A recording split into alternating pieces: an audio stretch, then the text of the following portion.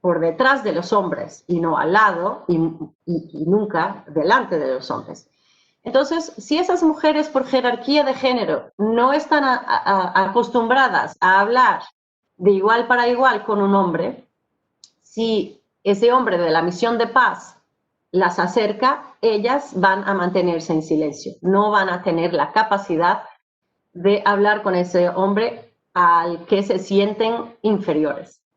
Entonces, aquí dos cuestiones muy evidentes de la perspectiva de género, que es importante, cuando hablábamos aquí de la inclusión de la formación, en la formación de todo el personal que participe en las operaciones de manutención de paz, darles formación sobre la perspectiva de género. Esos dos ejemplos que estoy dando son muy evidentes. Otros habrá que esas formaciones también aprofundan, no sé si sea así, pero trabajan.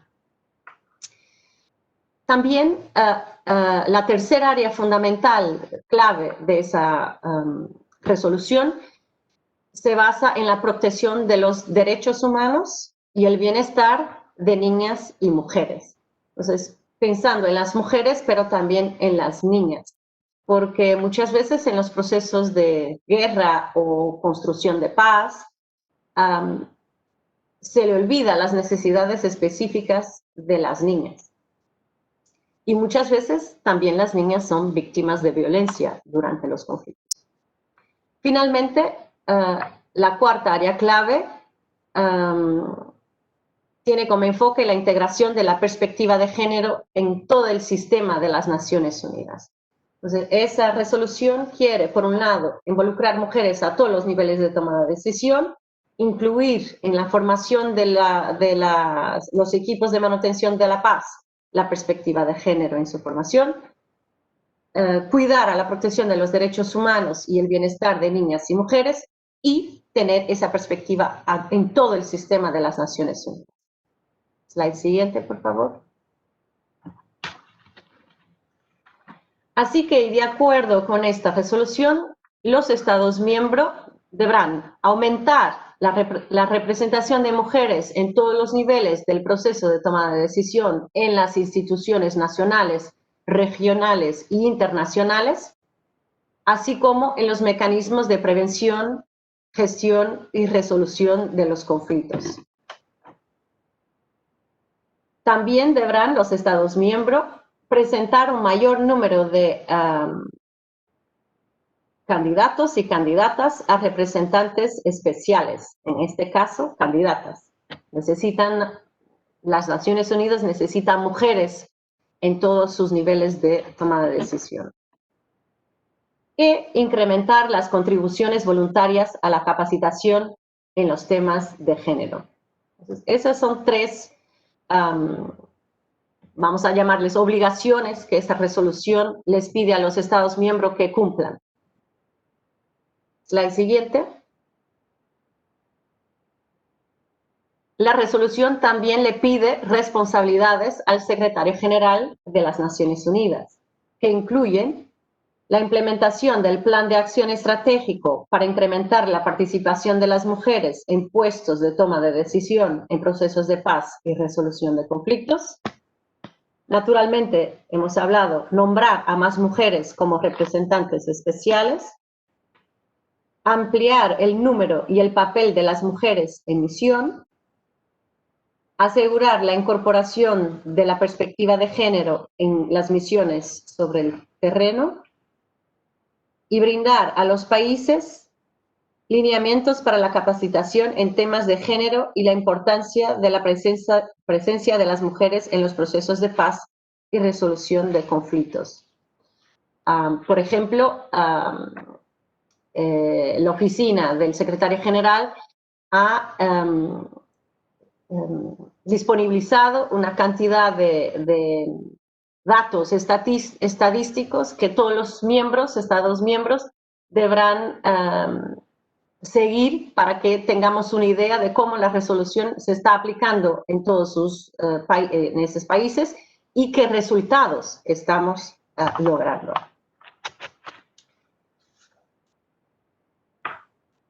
Gracias. Hablé también en el principio que este año marca no sé cómo se dice, 20º aniversario de esta resolución y claro, también hablaba que esa primera resolución, 1325 del 2000, ha sido la primera. Desde entonces, el Consejo de Seguridad de las Naciones Unidas ha aprobado 9 resoluciones adicionales que hoy día informan lo que llamamos la Agenda Mujeres, Paz y Seguridad. Entonces, pasando al slide siguiente. Duró 8 años para que fuera aprobada la segunda resolución para incrementar la 1325. Entonces, en el 2008, la resolución 1820 vino a reconocer que la violencia sexual era muy frecuentemente un fenómeno que impedía la restauración de la paz y la seguridad nacional e internacional. Entonces, no es posible el desarrollo y la paz sobre una población que está sufriendo de estrés postraumático, designadamente, no solo por el esfuerzo de guerra, pero por también haber sido víctima de violencia sexual. Al año siguiente, el 2009, la resolución 1888 vino a reafirmar la importancia de aumentar la representación de mujeres en los procesos de mediación y la toma de decisión en lo que respecta a la resolución de conflictos y la consolidación de la paz. Pasando al siguiente.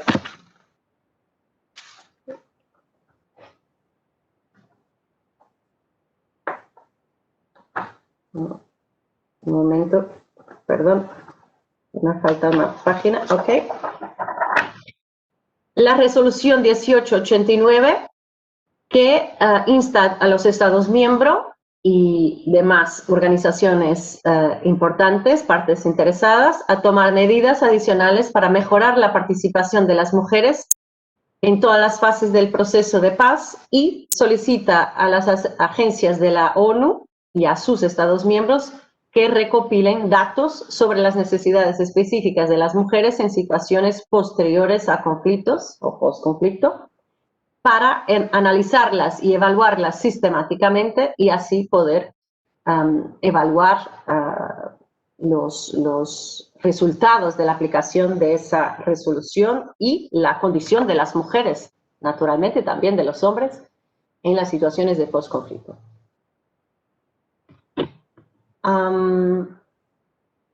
La resolución, bueno, en 2010, la resolución 1960 vino a expresar la preocupación de los lentos progresos en el combate a la violencia sexual y al reducido número de perpetradores presentados llevados ante la justicia.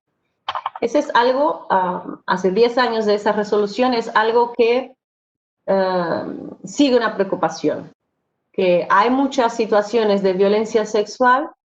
Ya tenemos muchas situaciones las situaciones de violencia en guerra que no son, no sé, el lenguaje, yo no vengo del área militar, pero aunque en guerra a veces hay crímenes y no se justifican a pesar de estarnos en situación de guerra. Y ya muchos de esos crímenes son llevados a la justicia, pero los crímenes de violencia sexual aún no son debidamente tratados y justicia no es hecha y sentida por ese grupo de mujeres que son víctimas colectiva e individual de esa violencia. La resolución 2122, ya en el 2013, requiere que el fortalecimiento de las medidas para la plena participación de las mujeres en todas las fases, o sea, viene una vez más a reforzar el fortalecimiento, que los Estados miembros refuercen esas medidas de la plena participación de las mujeres en todas las fases. Esta resolución, que fue aprobada por unanimidad, también aborda los derechos de las mujeres embarazadas, y eso es algo innovador. los derechos de las mujeres embarazadas como resultado de violaciones durante el conflicto y reconoce la necesidad de garantizar que la ayuda humanitaria incluya apoyo para el acceso a servicios de salud sexual y reproductiva. Entonces, cuando en guerra no pensábamos en las especificidades de las experiencias y las vidas de las mujeres, no se nos ocurría que no solo esas mujeres eran muchas veces víctimas de violencia sexual, pero también de esa violencia suceden embarazos. Y ahora, ¿cómo lidiar a nivel legal con esos embarazos, pero también a nivel de salud y de derechos humanos? Esas mujeres muchas veces están embarazadas en situaciones de difícil acceso a estructuras de salud de apoyo a servicios de salud sexual y reproductiva. Entonces, en el 2013, las Naciones Unidas traen ese tema adicional a la agenda Mujeres, Paz y Seguridad. Ya en el 2015, la resolución 2242 reconoce el papel central de la participación de las mujeres en los esfuerzos globales para para lograr la paz y la seguridad, y incluidas contribuciones clave para detener la escalada del extremismo violento. Entonces, también aquí el papel de las mujeres en la comunidad es fundamental. Sí, siguiente. También en el 2013, la resolución 2106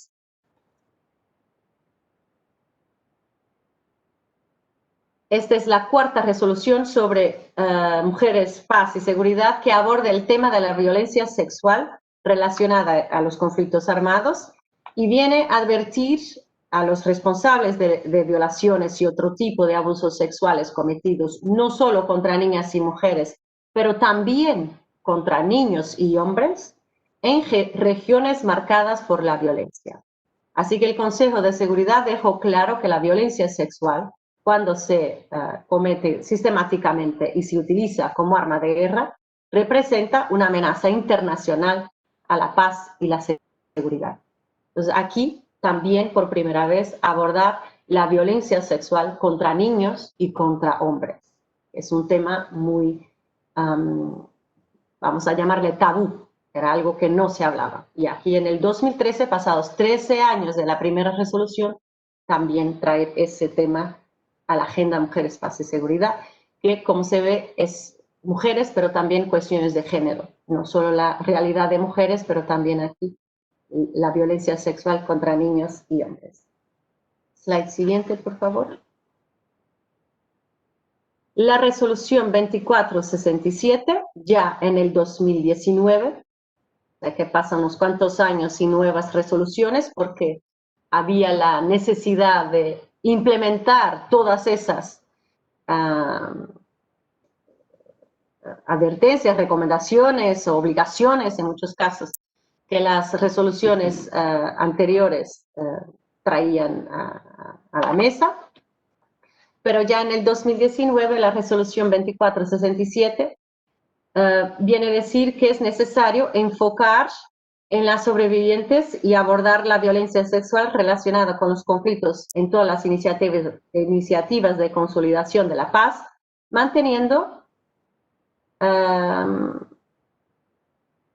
perdón, una traducción que no está muy bien, todas las iniciativas de manutención de la paz o construcción de la paz, y viene a llamar la atención a cuestiones de los niños o niñas que nacieran de las violaciones sexuales. Entonces, aquí hay un otro problema. Antes hablábamos de las mujeres embarazadas y qué hacer si van a nacer estos niños o niñas, cómo cuidar de la salud reproductiva y sexual de esas mujeres, pero ahora hay otra cuestión. Una vez nacidas esas niñas y esos niños, es posible que las madres tengan dificultad emocional de educarlas, pueden mismo rechazarlas, por ejemplo. Entonces, ¿cómo cuidar a esa nueva realidad de esos niños, esas niñas que están ahí, pero que fueran hijos de una violación? También en el 2019, la resolución 2493 pide la plena aplicación de todas las resoluciones anteriores sobre esa agenda, mujeres, paz y seguridad, y pide a la ONU que desarrolle enfoques específicos para la participación de las mujeres, una vez más, en todos los procesos de paz apoyados por la ONU. Entonces, no basta hablar, quieren acciones específicas. ¿Cómo están las Naciones Unidas garantizando esa participación de las mujeres a todos los niveles? Y también esa resolución viene a instar a los Estados miembros a garantizar y brindar apoyo a la participación plena, igualitaria y significativa de las mujeres en todas las etapas de los procesos de paz, incluidos los mecanismos creados para implementar y monitorear los acuerdos de paz. Esto porque esa resolución no es una convención, entonces no tiene fuerza de ley, no tiene esa fuerza de una obligación. Entonces es necesario garantizar que todo se implementa y que se monitorea los avances, los progresos y que se van dando y herramientas a todos los Estados miembros, datos, directrices, orientaciones, para que podamos seguir en la implementación de esa agenda con los resultados que se necesitan. Y aquí hablamos de las 10 en total, o sea, 1.325 y 9 resoluciones adicionales que informan esa agenda Mujeres, Paz y Seguridad. Pasando al slide siguiente, y estamos casi terminando. Una cuestión muy importante que esa resolución 1325 trae es la importancia de diseñar, aprobar y implementar planes nacionales de acción para que cada Estado miembro sepa diagnosticar las necesidades que tiene, que tiene en su país o que tiene en las formas como participe en las misiones de manutención de la paz. Y que sepa diseñar las acciones necesarias para implementar todas esas medidas que van a colmatar las necesidades identificadas en el diagnóstico inicial. Y también, claro, diagnosticar, implementar y evaluar. Los planes de acción tienen que saber averiguar si todos los esfuerzos recursos humanos, materiales, presupuesto, de dinero utilizado en todas esas medidas, están logrando los objetivos que pretendemos alcanzar. Entonces, los planes son una herramienta sentida como fundamental para la buena implementación de la resolución 1325 y todas las demás que informan esa agenda, y las Naciones Unidas y la misma resolución insta a todos los Estados miembros a aprobar planes e implementarlos y evaluarlos. Pero aquí cabe destacar que la participación de las mujeres en todos los sectores y en todos los niveles es una característica de los países más pacíficos y con mayores tasas de desarrollo, además de garantizar el pleno goce de todos los derechos y la igualdad de oportunidades y resultados. O sea, son los países que viven la paz que tienen mayor capacidad de diseñar estos planes y de implementarlos, y de garantizar la participación de las mujeres, porque ya tienen en su realidad diaria ese equilibrio de participación de las mujeres. Yo veo que están llegando algunas cuestiones en el texto al lado, y yo voy a tratar de algunas de esas cuestiones, así que termine la presentación. ¿Puede ser? Claro, profesora, eso. porque Ok, también tenemos que poner a todos los participantes de las cuestiones. ok. Ah, entonces, por un lado, los países que están, que viven en paz y que son más desarrollados tienen esa capacidad de poder incluir más la participación de las mujeres a todos los niveles y por lo tanto la elaboración de planes de acción nacional debe ser una obligación de los estados independientemente de su situación interna, porque podría haber esa interpretación de que, bueno, esa es una prioridad para los países en conflicto o en posconflicto. En mi país a lo mejor no es necesario porque vivimos paz, pero no es así, porque los países en paz tienen un rol fundamental en las misiones de paz. Entonces, también y internamente, porque se vive violencia y se viven otras formas de guerra también adentro de los países en paz.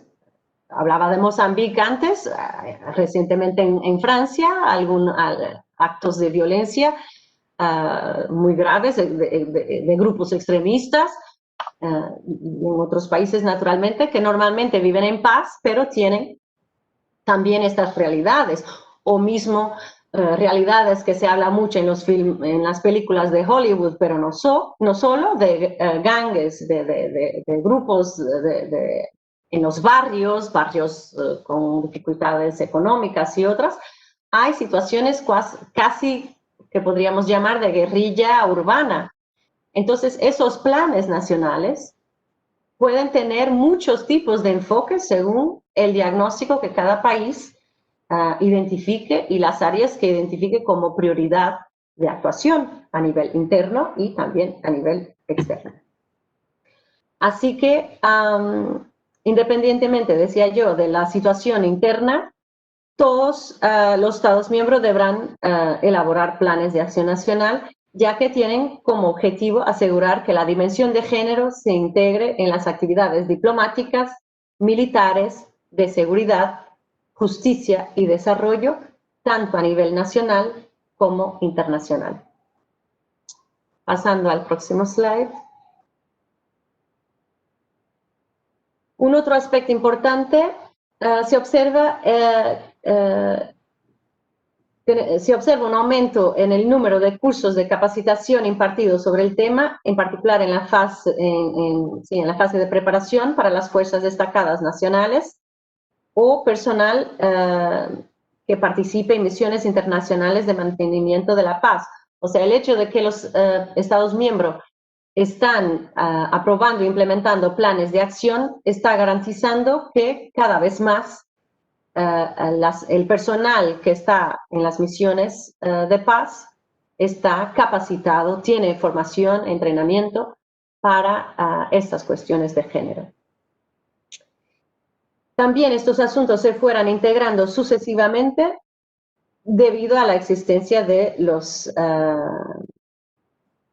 ANPs, es al revés, planes de acción nacional.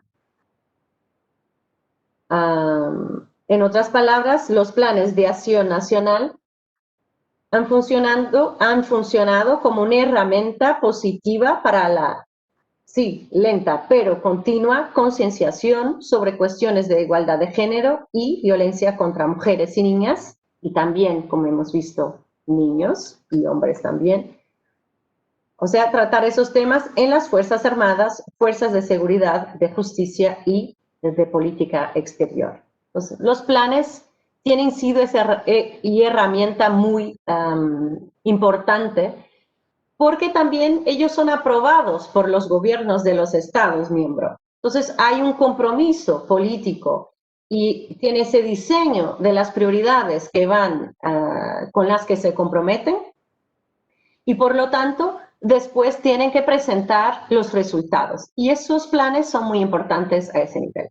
Garantizar la buena capacitación del personal, pero también de poco a poco ir mejorando todas las actuaciones de los Estados miembros y garantizar que, aunque sea un progreso lento, porque también no es un área fácil, porque son muchos los Estados miembros de las Naciones Unidas y no todos viven al mismo ritmo, naturalmente, pero es un progreso que se está haciendo de forma cada vez más consolidada. Y finalmente, el último slide. La existencia de esos planes de acción nacional igualmente tiene permitido el aumento del número de acciones sobre mujeres, paz y seguridad, como seminarios, conferencias, intercambio de buenas prácticas, lo que abre esas puertas a más estudios e investigación sobre el tema. Entonces, no solo el entrenamiento, la capacitación del personal que está en las misiones de paz, pero también a organizaciones de la sociedad civil, que también tienen mucha participación en situaciones de posconflicto y desarrollo, o las universidades que hacen sus estudios y la investigación, que son parceros, creo que se dice así, muy importantes de organizaciones internacionales que tienen particular responsabilidad sobre la implementación de esas resoluciones, como por ejemplo los estudios que las Naciones Unidas o la OTAN desarrollan para evaluar la implementación de esas resoluciones. Normalmente lo hacen en parcería con universidades, con equipos, departamentos que se especializan en la investigación de esos temas.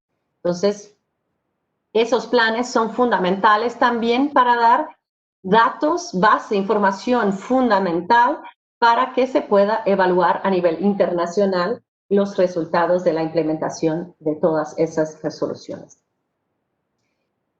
Así que también los sucesivos planes permitieron la sistematización, es el último punto, la sistematización y la disponibilidad de indicadores y datos estadísticos que ayudan a los Estados miembros y a las Naciones Unidas, por ejemplo, a no solo monitorear, pero también dar pasos adelante en el progreso que quieren alcanzar en esa agenda Mujeres, Paz y Seguridad. Un último slide, solo como una nota, algunas expresiones del secretario general Antonio Guterres en octubre del 2019, cuando esta resolución cumplía 19 años. Decía el secretario general de las Naciones Unidas que sin un análisis de género trabajamos con información parcial y no podemos anticipar ni contestar, responder de manera efectiva a una situación de alarma. Sin datos estamos actuando en la oscuridad, sin ese análisis. Decía él también que hoy reconocemos tanto el progreso que hemos hecho como lo mucho que queda por hacer. Ese monitorear de la agenda de los planes nos permite a la vez darnos cuenta de que tenemos mucho para caminar. Decía también que cuando nos quedamos cortos, las mujeres y las niñas y todos los miembros de la sociedad pagan las consecuencias. Así que no podemos descansar. Y no actuar sobre los derechos de las mujeres y los principios de la Agenda de Mujeres, Paz y Seguridad conlleva enormes costos. Ya daré un ejemplo. Mismo en países en desarrollo, y cuando hablamos de la violencia contra las mujeres, en las familias, en las comunidades que quedan desestructuradas, vamos ahora a hablar en situaciones de guerra, por la guerra, pero también las familias por esa violencia sobre las mujeres, y esas mujeres ya no logran nutrir a sus familias, los cuidados de salud primarios les fallan porque están sufriendo ese trauma de la violencia sexual, no logran acompañar la educación de sus niños y niñas,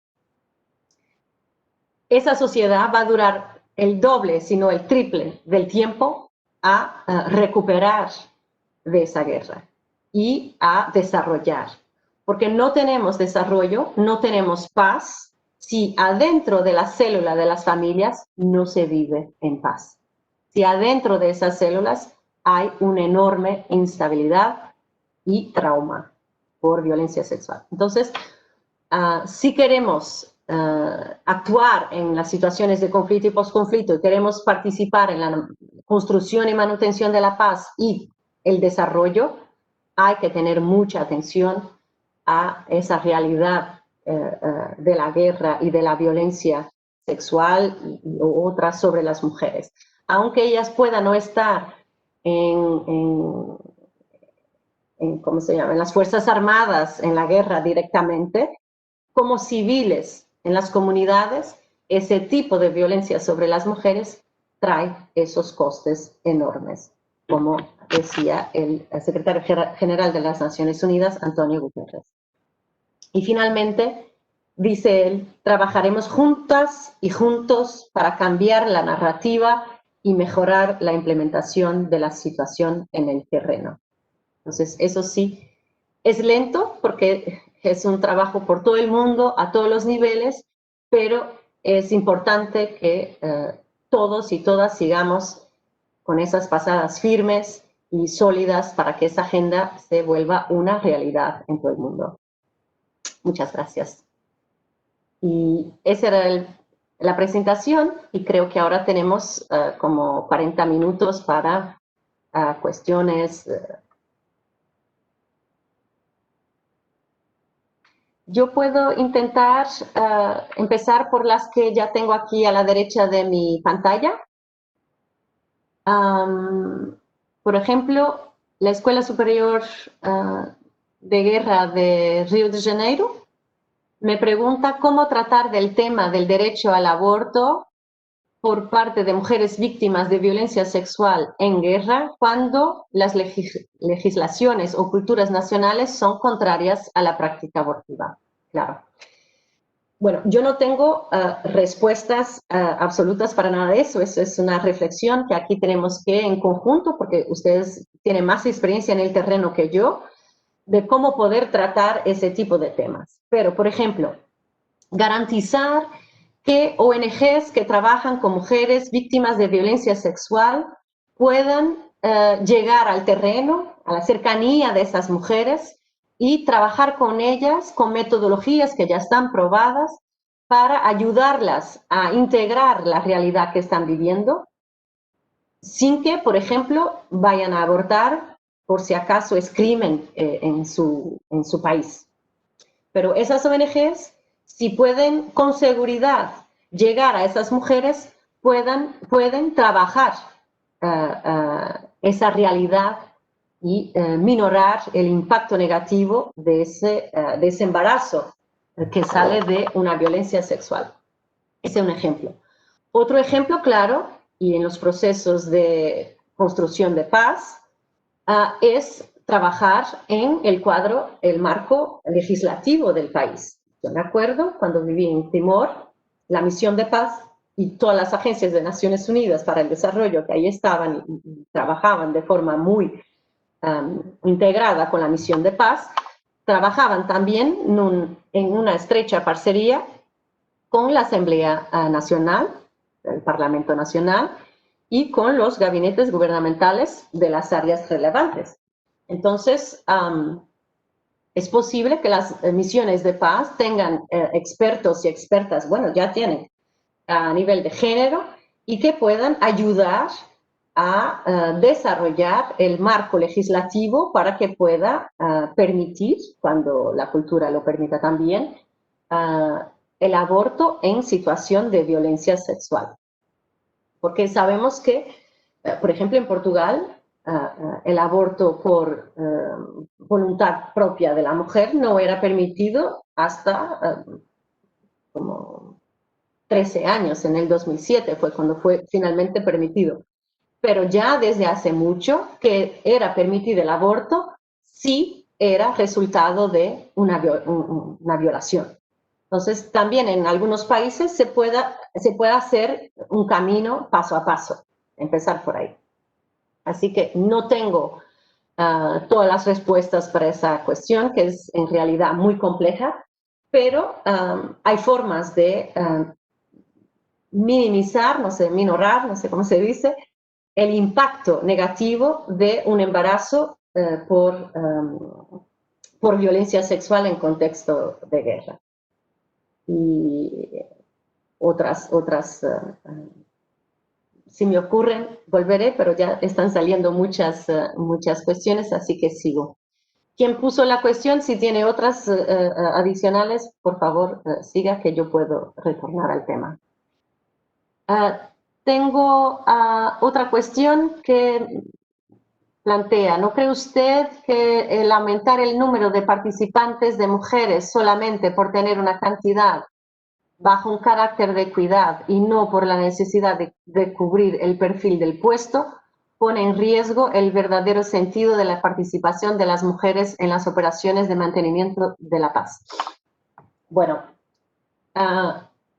si vamos a aumentar el número de mujeres solo para tener cantidad, claro, pero normalmente en las misiones de paz hay muchos perfiles necesarios y la población a la que la misión de paz va a servir, normalmente, porque así es en todo el mundo, es 50% hombres, 50% mujeres.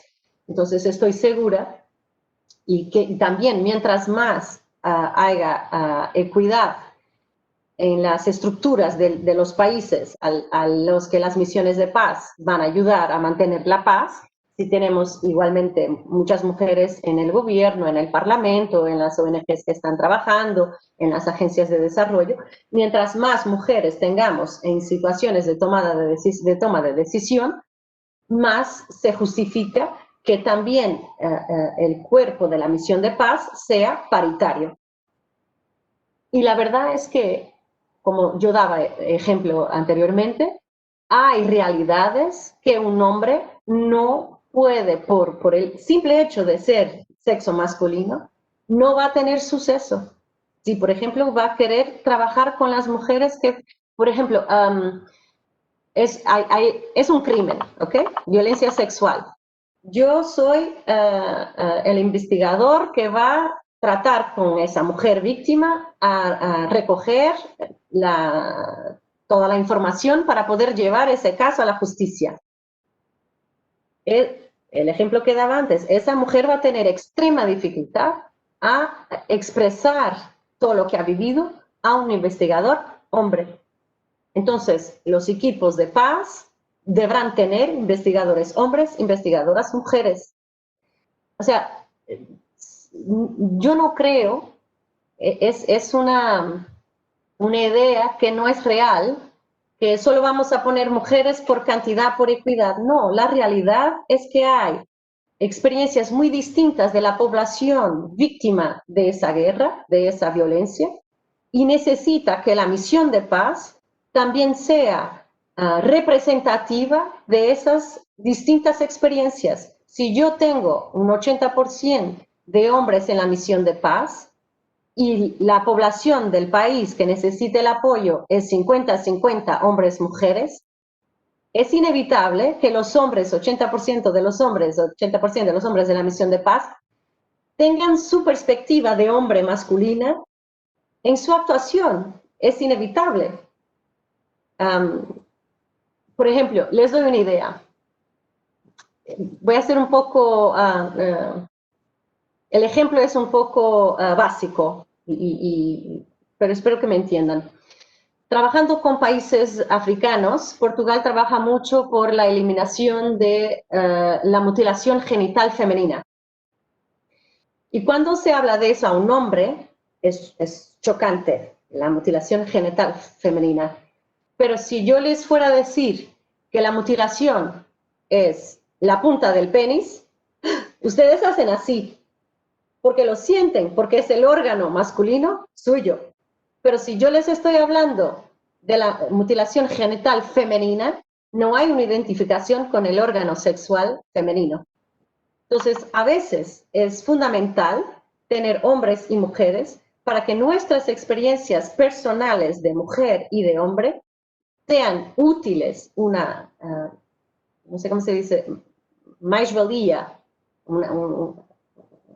adicional al trabajo que hemos aprendido como militares y en esa misión de paz. Nuestras experiencias como seres humanos, como individuos, hombres y mujeres, también tienen su peso en el trabajo que vamos a hacer en el terreno, porque ahí hay personas, hombres y mujeres. Entonces, yo no creo, contestando, que aumentar solo por aumentar pone en peligro, porque yo no creo que se deba aumentar solo por aumentar, yo creo que debe haber un diseño de esa misión de paz que va a utilizar lo mejor posible para cubrir todas las necesidades identificadas en la comunidad en la que vamos a actuar, de los hombres y de las mujeres. Así que el equipo de la misión de paz, hombres y mujeres, van a saber mejor dar respuesta a todas esas necesidades.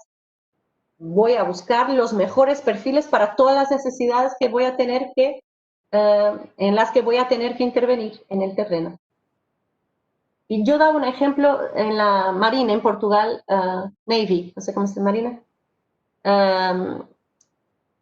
Hace un año celebraban una fecha importante, creo 20 años de la entrada de mujeres en the Navy, en la Marina en Portugal.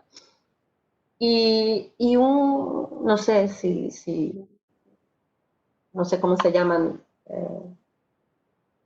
capitán, no sé, bueno, no sé los nombres. Me preguntaba eso mismo, ¿no? Pero hay funciones en las que tenemos que tener hombres, por ejemplo, si yo tengo muchas mujeres en el terreno y hay un hombre que está herido, ella no va a tener fuerza suficiente para cargarlo hasta el punto donde el barco recoge los cuerpos, lo que sea, los heridos. Me daba ese ejemplo. Y yo le di otro ejemplo. Sí, había esa historia, una leyenda de ese hombre que sigue empujando esa grande piedra arriba a la montaña. Y todos los días la empuja y llega a la montaña y tiene la historia tiene otro objetivo, pero la imagen que yo quiero expresar aquí es que es necesaria fuerza física, mucha fuerza física de un hombre, una mujer no la tiene, para empujar a esa piedra diariamente. Pero vamos a imaginar que por una razón de guerra, todos los hombres de esa aldea, que todos los días empujaban las piedras, van a tener que ir a otro país a luchar. Y en la aldea nada más quedan las mujeres. Pero por razones históricas, ellas tienen que seguir empujando la piedra todos los días, pero no tienen fuerza. ¿Qué va a pasar? El ingenio. Van a descubrir un sistema de roldanas o lo que sea para garantizar que van a tener fuerza para empujar la piedra. Entonces, ya no se van basar en la fuerza física porque saben que no la tienen, pero intelectualmente van a encontrar otra solución para garantizar una buena forma de cargar la piedra. Y quizás al final, cuando los hombres regresen de la guerra, les van a agradecer que tiene un sistema de roldanas, porque era muy cansón todos los días estar empujando esa piedra bajo los hombros, su espalda. Mejor es un sistema de roldanas que ya no cuesta nada a nadie. Entonces, es una pequeña historia que estoy contando, ni siquiera es real, es para presentar ese punto, que el momento que tenemos más mujeres en las misiones de paz, encontraremos otras formas de que ellas sean una valía adicional en esa misión y una valía adicional en ese terreno donde estamos actuando, y que juntas y juntos la misión sea más completa, más efectiva en el terreno. No sé si he sido clara. Otra cuestión, quisiera preguntarle si conoce algún caso exitoso de incorporación de mujeres en el proceso de toma de decisiones en el nivel de participación política.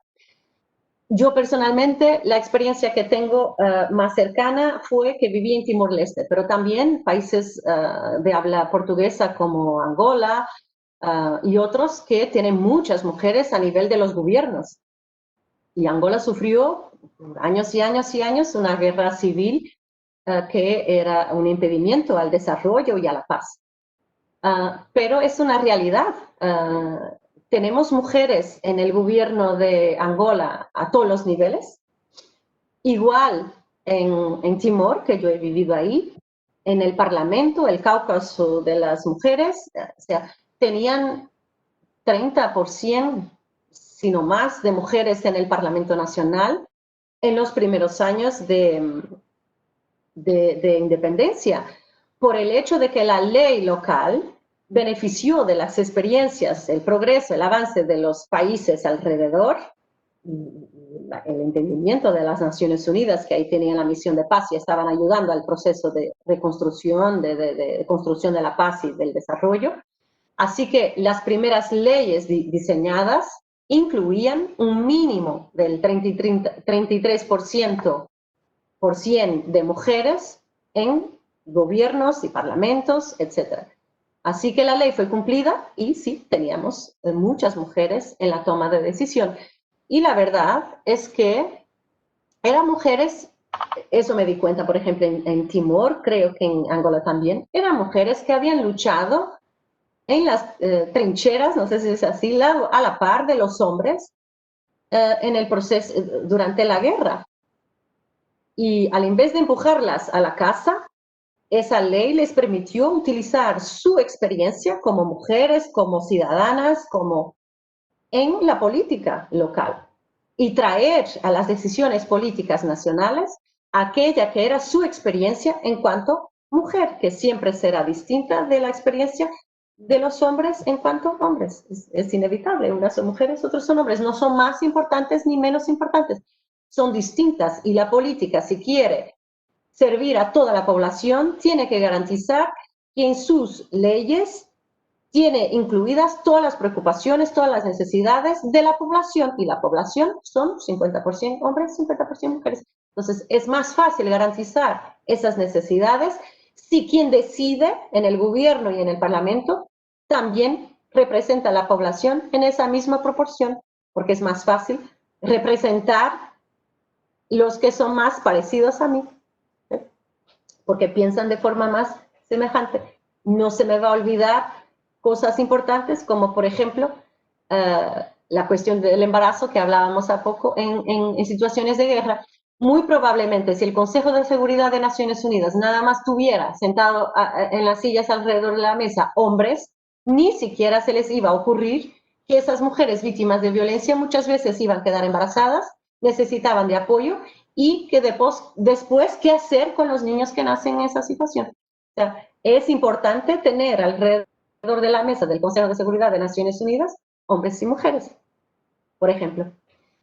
Entonces, sí, hay muchos casos exitosos de incorporación de mujeres en el proceso de toma de decisiones a nivel de participación política, y no solo de la participación en el sistema de Naciones Unidas, en las misiones de paz, etc. Otra cuestión que colocan,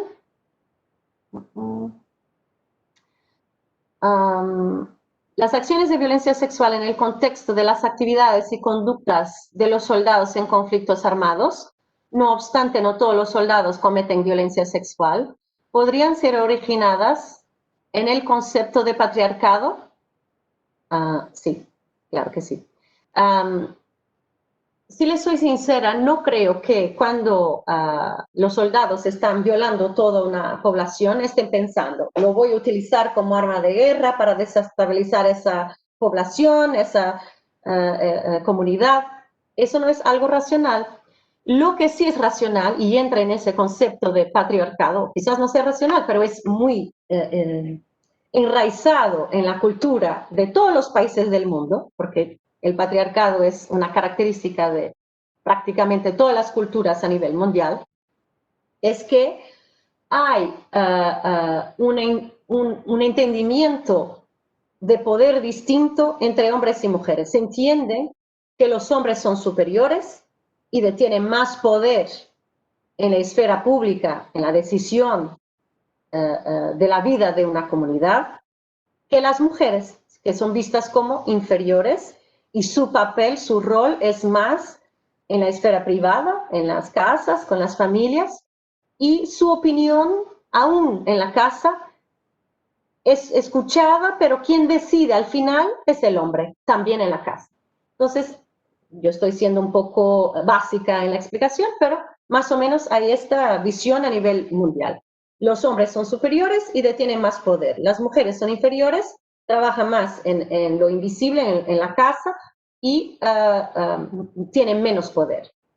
Luego eso se refleja a muchos niveles, tienen menos poder porque no están en las instancias de decisión política, no están en el poder económico, no están muchas veces ni les permite trabajar, no tienen autonomía económica, no tienen poder económico, están a la merced o dependen de la buena voluntad de sus familiares o del hombre con el que viven, para tener dinero para comprar algo, para tener algo de suyo. Entonces, eso es desempoderador. Esas mujeres no tienen poder siquiera para comprar un pañuelo, si les gusta, en una tiendecita de calle. Entonces, sí, si a la vez hay esa relación de poder desigual, cuando esa noción de violencia contra las mujeres tiene esa base, los hombres entienden que las mujeres son suyas para decidir lo que hacer con ellas. Y si por alguna razón ellas no obedecen a mi deseo de hombre, no cumplen con mi expectativa de lo que hombres y mujeres deben ser en la sociedad, entonces yo les voy a dar una pancada, les voy a machacar, no sé cómo se dice. Entonces, hay en todas las sociedades esa realidad de los hombres serem educados para dominar los demás como forma de afirmarse, el poder, como hablaba. Los hombres quieren mandar más, ganar más. Yo estoy hablando de formas muy genéricas, atención, no es una punta de dedo a nadie, y toda la cultura es así, las mujeres interiorizan esos conceptos también. Estoy hablando de forma general del concepto de patriarcado. Entonces, los hombres son educados para el dominio, para el poder y el dominio a todos los niveles de la vida en sociedad. Y una forma de dominar es a través de la violencia. Y eso lo hacen con las mujeres, violencia física, violencia sexual, violencia psicológica. Entonces, si eso pasa en sociedades en paz, más rápido va a pasar en una realidad de guerra, donde hay menos control social y donde quien quiere agredir lo puede hacer sin tanto control. Las mujeres también pueden ser agresoras, no estoy diciendo que no, pero en el modelo patriarcal que vivimos hay una proporción muy grande de los hombres ser educados para ese tipo de comportamiento de dominación. Así que, regresando a la cuestión, si las acciones de violencia sexual en el contexto de actividades y conductas de los soldados en conflictos armados podrían ser originadas en el concepto de patriarcado, sí, claro que sí. Es algo que pasa en todo el mundo, aunque en situaciones de paz.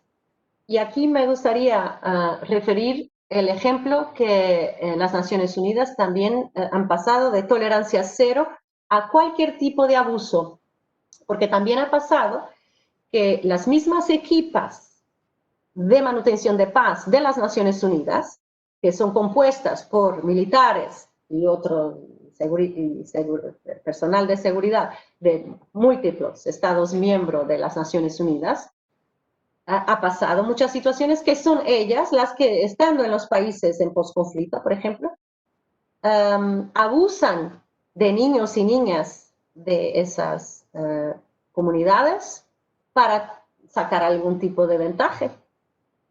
Por ejemplo, una historia que me acuerdo, había documentarios de los capacetes azules que también, estando ahí para mantener la paz, a la vez habían situaciones de pedofilia, de abusos varios. Que son realidades que esa persona podría probablemente cometer en su propio país, en situación de paz. O sea, esa es una realidad que se transfiere para el teatro de guerra. La cuestión es que si yo, Antonio José, en Paraguay, soy pedófilo, las leyes de Paraguay van a lidiar conmigo. Pero si yo, Antonio José, estoy trabajando como Blue Helmet de las Naciones Unidas, no soy solo yo el individuo, yo represento a las Naciones Unidas, entonces yo no puedo, en la misión de Naciones Unidas, estar cometiendo un crimen en la comunidad, o sea, no puedo nunca, pero ahí más, por otra razón más aún, yo represento a las Naciones Unidas. Yo soy parte de una misión de paz, entonces yo no puedo ser el que va a abusar. Y yo me acuerdo de una de esas historias, que son muchas, lamentablemente, cada vez menos, porque esa conciencia se torna más evidente, se torna más visible, hay medidas específicas que las Naciones Unidas van tomando para eliminar esa realidad, y al darle visibilidad hay mayor control, hay un control más grande por los pares, ¿no? Pero yo me acuerdo que a veces era una situación de, le daba a una mujer muy pobre una lata de atún, de tuna, y ella se prostituía, básicamente, porque la realidad es que era tan pobre, necesitaba de todo para sobrevivir, que no le importa, o sea, ella se prostituía por una lata de sardinas, porque necesitaba. Y el soldado se aprovechaba. Y por nada, por unas sardinas, tenía una mujer ahí a su disposición. Entonces, sí, puede ser originada en el concepto de patriarcado, y por eso la importancia de entrenar, de capacitar todas las personas, hombres y mujeres, que componen una misión de paz para lo que son derechos humanos, para lo que son desigualdades de género, para qué es el patriarcado, para que las personas ganen conciencia. Porque muchas veces, y aquí saliendo un poco de la realidad de guerra, un esposo que bate en su esposa, probablemente, si le preguntan, él les va a contestar que la ama, la quiere, es la madre de sus hijos, pero no tiene conciencia de que su actuación es terrible para la manutención de la familia que él quiere mantener, que ama y que... ¿no? Entonces, porque es algo que es integrado en la cultura, en los comportamientos, sin cuestionar, sin conciencia clara, sin darle visibilidad. Por eso es tan importante esa capacitación que se da a las personas que están trabajando en las misiones de paz. No más en el futuro, cualquier soldado Blue Helmet le va a ocurrir darle una lata de sardinas a una mujer sin tener clara conciencia de que lo que está haciendo es abuso. Antes yo podría decir, no tiene conciencia. Aprovecha una realidad de necesidad de los demás y se aprovecha un poquito. Pero ahora no, ahora él sabe que lo que está haciendo es un abuso grave, un crimen. Entonces ya no lo hará con la misma liviandad, igual que los demás que están, bueno, en la guerra y que cometen violaciones. Una última cuestión que tengo.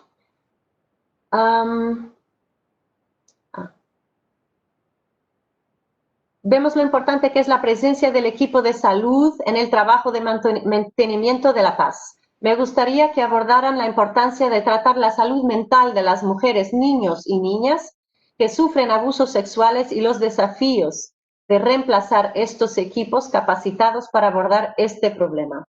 Bueno, porque hablando de patriarcado, de una forma general, las culturas, los países viven esa desigualdad de género, esa desigualdad de poder. También las escojas profesionales de hombres y mujeres son influenciados por esa visión que tenemos del papel de las mujeres en la sociedad y el papel de los hombres. Por ejemplo, hay más hombres que van al ejército que mujeres. Por ejemplo, hay más hombres que van a estudiar ingenierías informáticas que mujeres. A la vez, hay más mujeres que van a estudiar salud. Hay más mujeres que van a estudiar educación. No es un acaso, es parte de esa forma como educamos niños y niñas, como la sociedad valora el papel social de hombres y mujeres. Pero si esa es la realidad que tenemos hoy, y si una misión de paz tiene que tener personal más de actuación de defensa, pero también personal de actuación de salud, es normal que los que están en la defensa sean mayoritariamente hombres, pero probablemente es normal que los que están en la salud sean mujeres, o es más fácil encontrar mujeres. Y eso, siguiendo la cuestión de hace poco, si vamos a tener mujeres en las misiones de paz solo por la cantidad, solo por la equidad.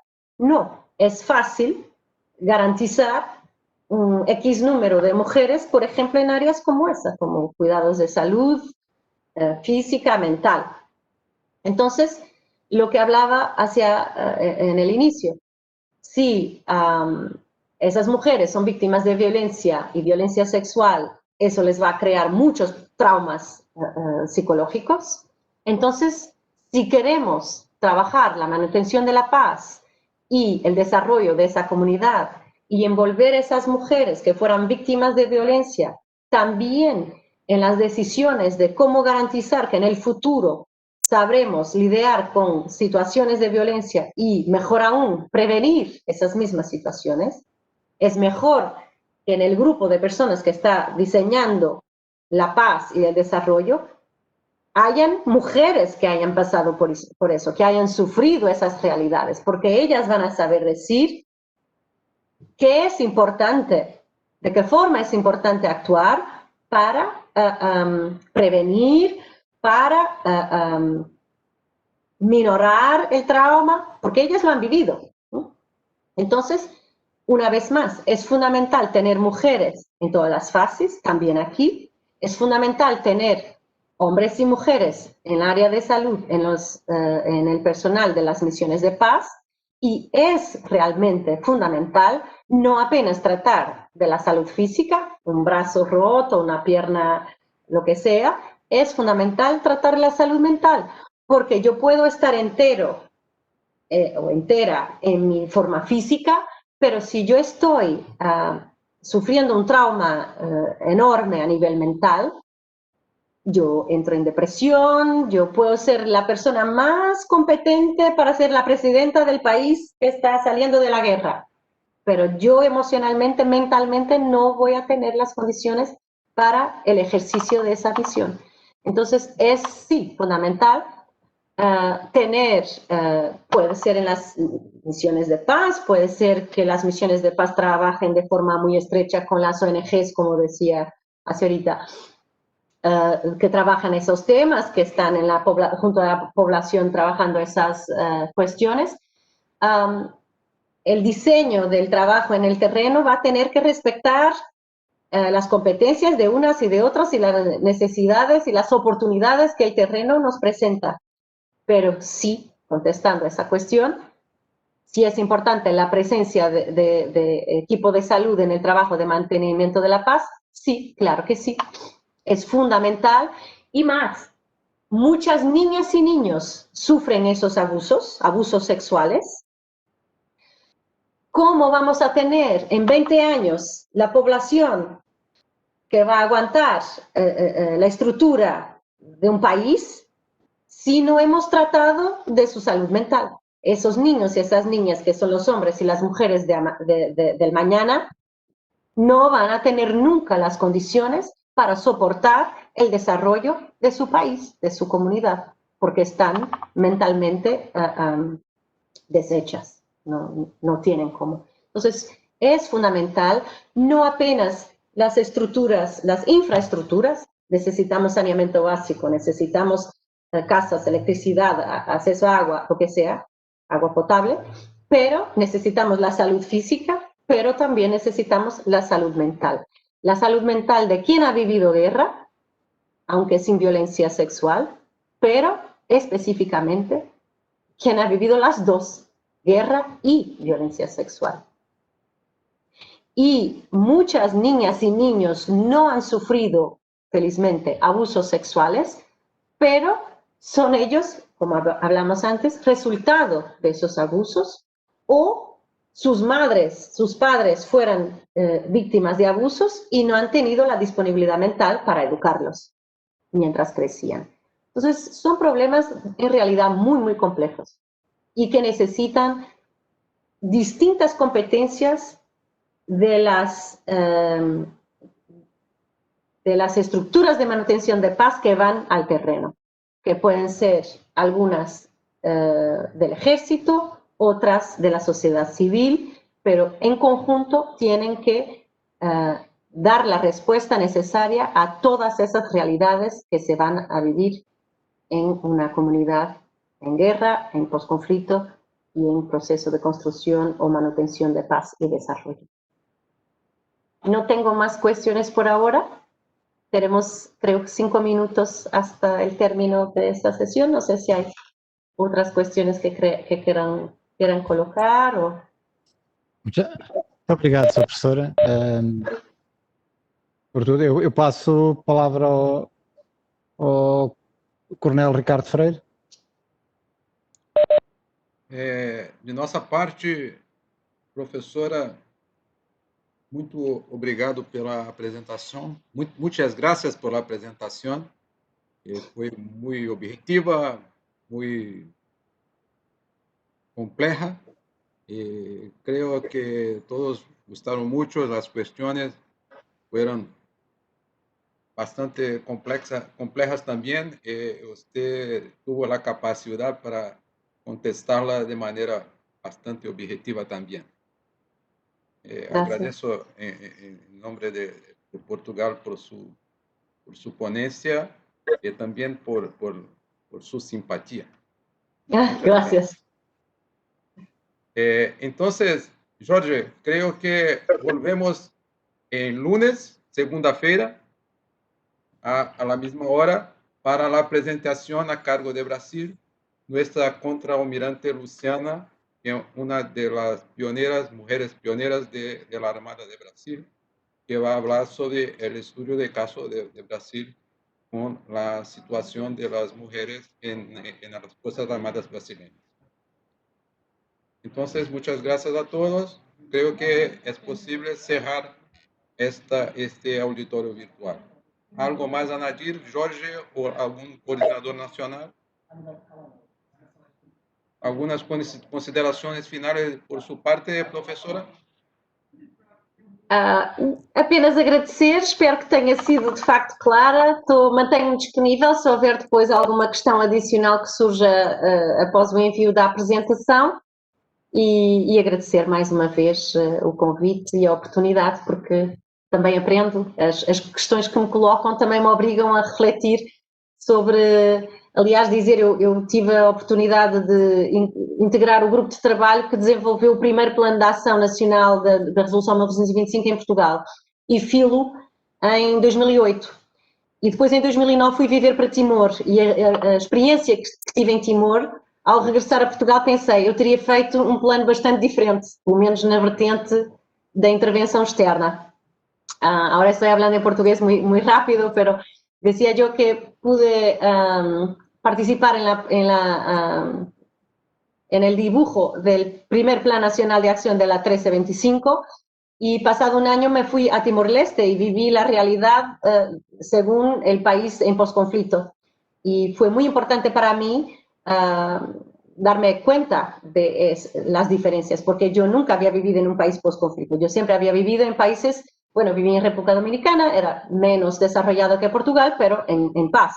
Viví en Inglaterra, viví en otros países de Europa, así que no tenía esa conciencia, y todas esas oportunidades que tengo y escuchar las cuestiones que me colocan, y mientras sigo trabajando en cuanto especialista de cuestiones de género, también esos temas de mujeres, paz y seguridad, me da la oportunidad de dar mi contributo para llevar a la conciencia de quien toma las decisiones esas cuestiones, como por ejemplo esa de cómo trabajar el tema del aborto en países por violencia sexual, en países en las que la cultura no lo permite, por ejemplo. Ese es un tema que ya lo voy a llevar conmigo. Así que gracias por la oportunidad y por compartir toda esa experiencia.